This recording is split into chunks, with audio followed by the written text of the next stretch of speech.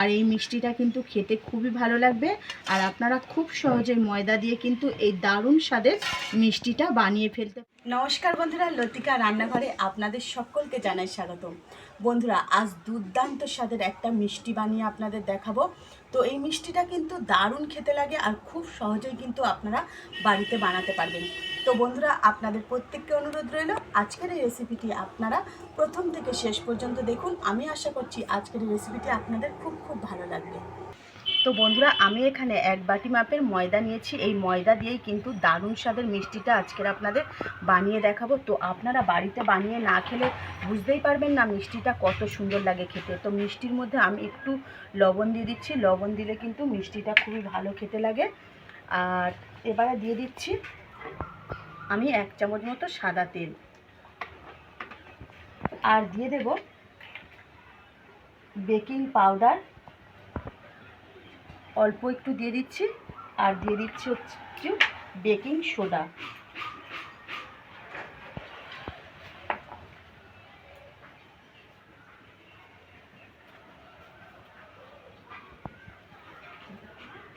দিয়ে দিচ্ছি একটু বেকিং সোডা। এই উপকরণগুলো দিয়ে ভালো করে ময়দাটা আমি মাখিয়ে নেব। তো বন্ধুরা, ময়দার সঙ্গে আমি সব উপকরণগুলো খুব ভালোভাবে মাখিয়ে নিয়েছি। এবারে অল্প অল্প জল দিয়ে ময়দাটা ভালো করে মেখে একটা ডো বানিয়ে নেব। তো বন্ধুরা, ময়দাটা আমার মাখা হয়ে গেছে। এই ময়দাটা আমি 10 মিনিটের জন্য রেস্টে রেখে দেবো ঢাকা দিয়ে। তো বন্ধুরা, মিষ্টিটা বানানোর জন্য আমি উনুন জ্বেলে দিয়েছি আর বসিয়ে দিচ্ছি কড়া। কড়াতে দিয়ে দিচ্ছি আমি পরিমাণ মতো জল। আমি প্রথমেই মিষ্টির জন্য চিনির শিরাটা তৈরি করে নেব। আর এখানে 200 গ্রাম চিনি দিয়ে দিচ্ছি আমি। তো বন্ধুরা, আমি এখানে 4টে এলাচ ফাটিয়ে দিচ্ছি। তো ফ্লেভারটা খুব সুন্দর আসবে। আর আমি খুব ভালো করে চিনির শিরাটা তৈরি করে নেব। তো বন্ধুরা, আমার চিনির শিরাটা কিন্তু একদম হয়ে গেছে। আর খুব বেশি কিন্তু আমি ঘন করব না। দেখুন হালকা চিট এসেছে। তো এই পর্যায়ে আমি চিনির শিরাটা নামিয়ে নেব। তো বন্ধুরা, 10 মিনিট হয়ে গেছে আমি ময়দাটা রেস্টে রেখেছিলাম। তো আর কিছুক্ষণ ভালো করে মেখে নেব। আর দেখুন কতটা সফট হয়েছে। তো বন্ধুরা, আমি ময়দাটা মেখে নিয়ে এই লেচিটা আমি 2 ভাগে ভাগ করছি। এরকম বড় বড় করে নিচ্ছি, দিয়ে খুব ভালো করে আমি এটাকে গোল করে নেব হাত দিয়ে।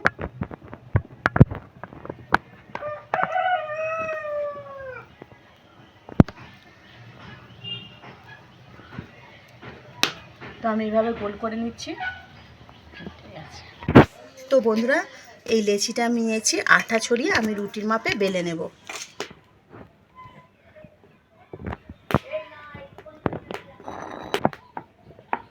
তো বন্ধুরা দেখুন, একটা রুটি আমি বেলে নিয়েছি। আর মোটাটা ঠিক এই রকম রাখবো, খুব বেশি পাতলা করব না, খুব বেশি মোটাও করব না। তো আমি এবার এই রুটিটার চারিদিক খুব ভালোভাবে কেটে নেব।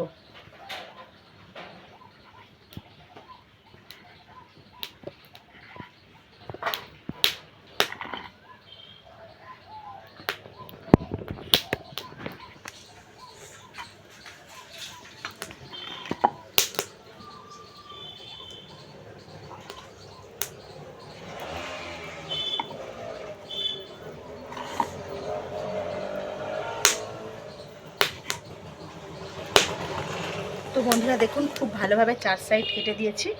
এবারে আমি এই মাঝখান থেকে এইভাবে কেটে নেব।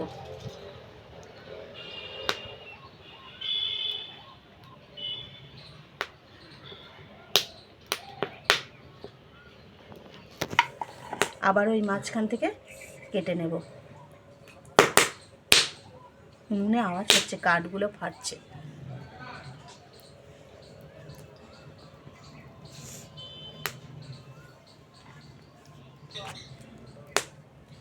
তো বন্ধুরা, এবারে মাঝখান থেকে আবারও আমি একইভাবে কেটে নেব।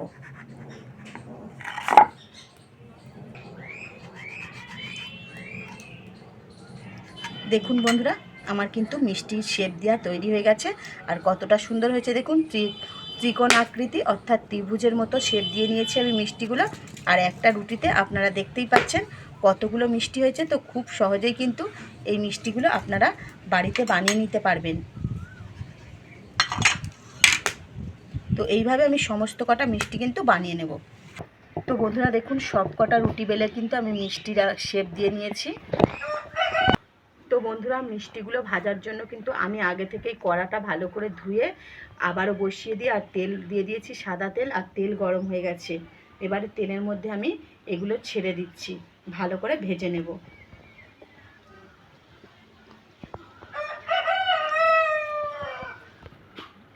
তো বন্ধুরা দেখুন, এইগুলো কিন্তু আমার ভাজা হয়ে গেছে আর ফুলে দেখুন কতটা ডবল হয়ে গেছে। তো এগুলো আমি তেল ঝরিয়ে তুলে নিচ্ছি। তো বন্ধুরা এগুলো আমি খুব ভালো করে তেল ঝরিয়ে তুলে নেব, আর বাকি যেগুলো রয়েছে সেগুলো কিন্তু একইভাবে আমি তেলে দিয়ে ভেজে নেব।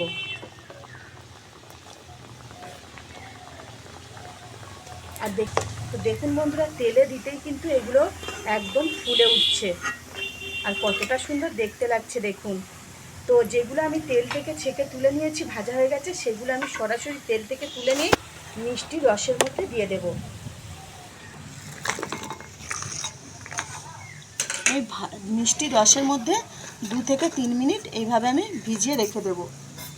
তো বন্ধুরা আমার এই মিষ্টিগুলো ভাজা হয়ে গেছে, আমি তেল ঝরিয়ে তুলে সরাসরি কিন্তু আবারও মিষ্টি রসের মধ্যে দিয়ে দেব। তো বন্ধুরা আমি 5 মিনিট মতো এই মিষ্টিগুলো কিন্তু রসে ডুবিয়ে রেখেছিলাম। তো আপনারা দেখতেই পাচ্ছেন মিষ্টিগুলো কতটা সুন্দর হয়েছে, একদম ফুলে কিন্তু কত সুন্দর হয়েছে দেখুন।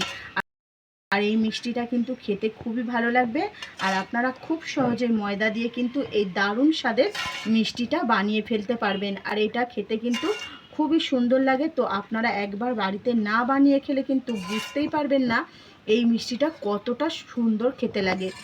তো বন্ধুরা আপনাদের একটা আমি ভেঙে দেখাচ্ছি, দেখুন কতটা মুখরোচক, দেখুন খেতে কিন্তু দারুণ লাগবে এই মিষ্টিটা, দেখুন কতটা সুন্দর। তো বন্ধুরা লতিকা রান্নাঘরে আজকের রেসিপি এই পর্যন্ত, আবার দেখা হবে নতুন একটা রেসিপি নিয়ে।